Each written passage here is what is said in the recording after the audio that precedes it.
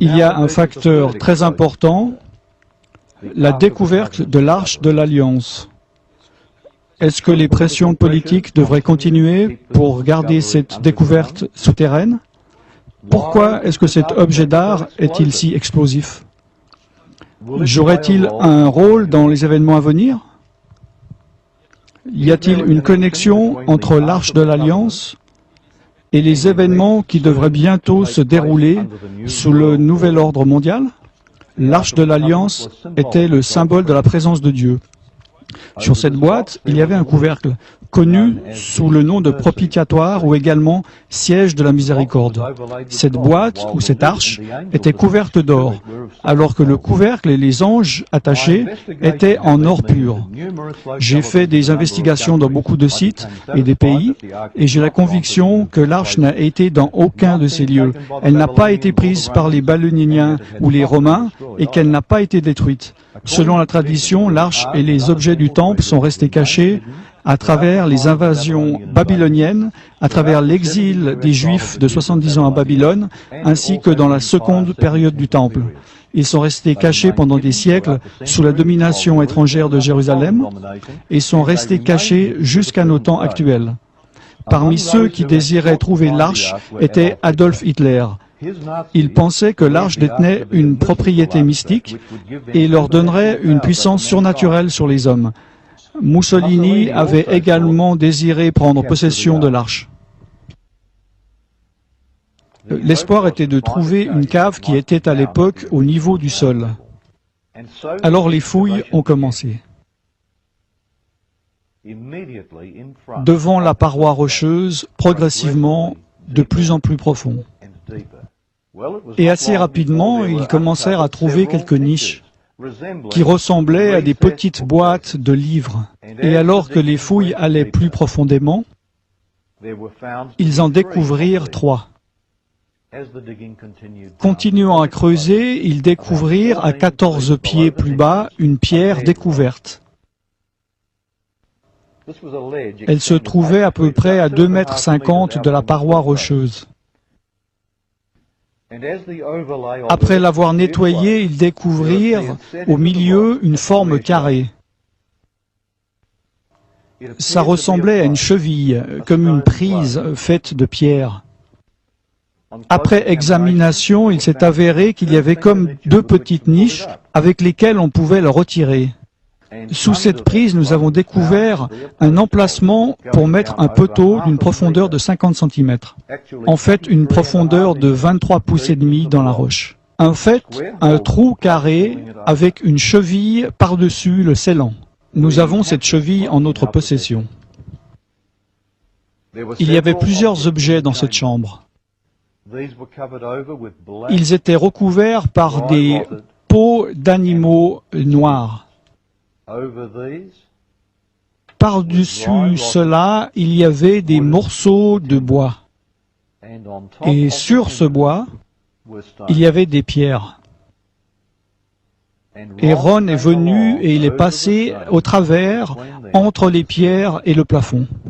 Et il a pu voir une boîte en pierre. Il avait un couvercle plat qui était fendu en 2 parties exactes. Il s'est avéré qu'il y avait une fissure dans le plafond. La fissure du plafond était alignée exactement avec la fissure sur le couvercle. La fissure descendait de la roche, continuait invisiblement dans l'air et ensuite recommençait. C'était très étrange. Cette fissure continuait sur 6 mètres dans le rocher. La terre trembla, les rochers se fendirent. Au moment de la mort de Jésus-Christ, les rochers se fendirent et le sang coula sortant de son côté, coula le long de ses jambes, le long de ses pieds, a coulé dans le trou du poteau et dans la fissure du rocher qui avait été ouverte pour le recevoir, et directement sur le couvercle de la boîte en pierre. Et cela a aspergé le propitiatoire à l'intérieur de cette boîte en pierre le siège de miséricorde de l'actuelle Arche de l'Alliance. Comment savons-nous cela? Car la fissure a été examinée avec soin et a démontré qu'une grande quantité de sang avait coulé à l'intérieur. C'est encore là-bas, et c'est du sang humain. Voici ma question. Vous avez dit que vous aviez donné le sang de notre Seigneur à être examiné par un laboratoire israélien. Quels ont été les résultats? Ok, très rapidement. Du sang sec, c'est du sang mort. Tout le monde sait ça. Ils font des tests sur le sang des pharaons et des momies. Il y a certaines choses qu'ils peuvent faire, mais ils ne peuvent pas faire un compte des chromosomes. En tout cas pas par des méthodes que je connaisse. Tout est en évolution, mais moi je ne dis pas que je connais tout. Néanmoins, à ma connaissance, il est impossible de connaître le nombre de chromosomes depuis du sang séché. On peut retirer de l'ADN, mais pas des chromosomes. Cela concerne les globules blancs. Tout d'abord, dans cette analyse, j'ai pris le sang et je l'ai amené dans un laboratoire en Israël. Je me suis renseigné avec un de mes collègues où se trouvait un bon laboratoire, digne de confiance. Ils m'ont dit, là-bas c'est bien, donc j'ai dit ok. J'ai dit, prenez ce sang, s'il vous plaît, et analysez-le, et dites-moi, qu'est-ce que vous pouvez m'en dire? Ils m'ont dit, on va le reconstituer, on va le mettre à température ambiante. Pendant 72 heures, on va le mettre dans une douce centrifugeuse. J'ai dit, super, ça c'est votre affaire, mais moi j'aimerais être là quand vous l'analyserez. Donc je suis revenu, ils l'ont analysé et ils m'ont dit, bon c'est du sang humain, ça on peut le dire avec certitude. Ils ont fait les tests appropriés. Alors je leur ai dit, prenez un peu des cellules blanches pour une analyse et gardez-le à la température du corps pour 48 heures. Ils m'ont dit, ça sert à rien car le sang est mort. Je leur ai dit, est-ce que, s'il vous plaît, vous pouvez quand même le faire? Et ils ont dit, ok, on le fera. J'ai dit, je veux être là quand vous le retirez et que vous l'examinerez. Je suis revenu, ils l'ont sorti, ils l'ont examiné, ils l'ont mis sous microscope. Et un technicien en a appelé un autre. Ils ont appelé leur patron. Ils parlaient en hébreu ensemble. Ils m'ont regardé et m'ont dit, Monsieur Wyatt, ce sang ne contient que 24 chromosomes. Vous voyez, chacun d'entre nous en avons 46. 23 de votre mère, 23 de votre père, 22 autosomes de votre mère, 22 autosomes de votre père. Vous avez un X de votre mère et vous pouvez avoir un X ou un Y de votre père. Ce sang avait 23 chromosomes du côté de sa mère, un chromosome Y seulement. Voyez-vous, un enfant ne pourrait pas se développer s'il n'avait pas les autosomes de sa mère. Donc toutes ces caractéristiques physiques avaient été déterminées du côté de sa mère, ses autosomes. Son côté mâle a été déterminé par ce Y qui est venu d'une source qui n'était pas d'un mâle humain. Ensuite, ils m'ont dit, ce sang est vivant. Et ils m'ont demandé, c'est le sang de qui?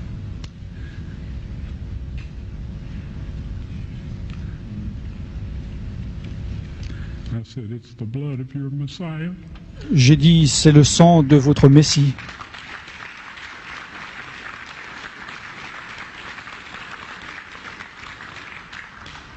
Et je peux vous dire que la vie de ces hommes ont changé.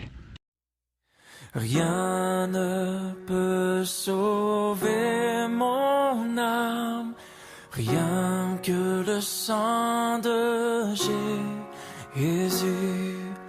Pour elle, je ne réclame rien que le sang de Jésus. Précieux sang de l'agneau qui me donne un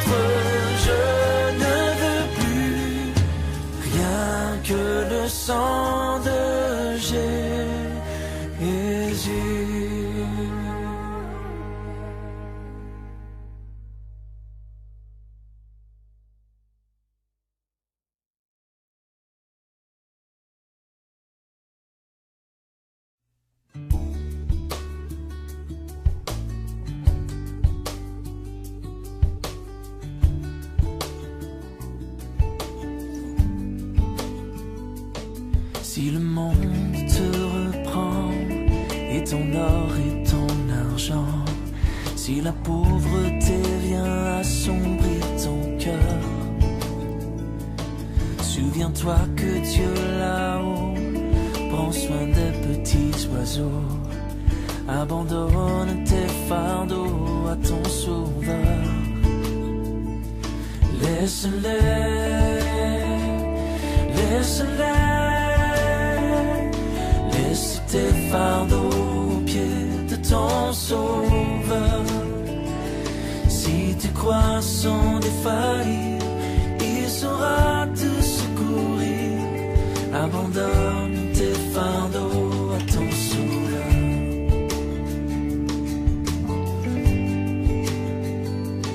Si ton pauvre corps brisé a perdu force et santé, si tu pleures et tu frémis sous la douleur, Jésus sait, il veut bénir, Jésus sauve, il veut guérir. Abandonne tes fardeaux à ton sauveur. Laisse-les, laisse-les, laisse tes fardeaux aux pieds de ton sauveur. Si tu crois sans défaillir, il saura te secourir. Abandonne tes fardeaux à ton sauveur.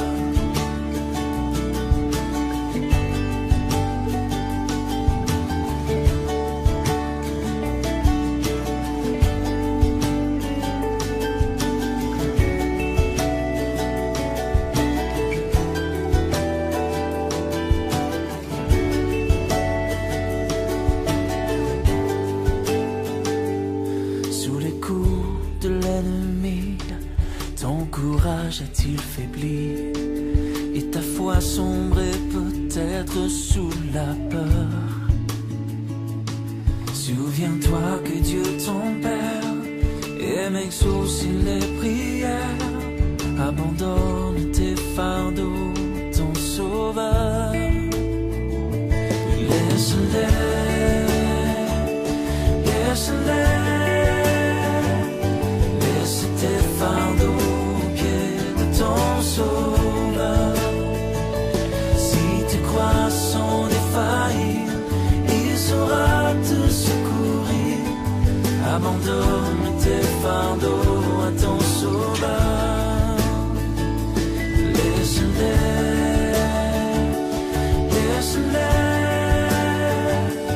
laisse tes fardeaux aux pieds de ton sauveur. Si tu crois sans défaillir, il saura te secourir. Abandonne tes fardeaux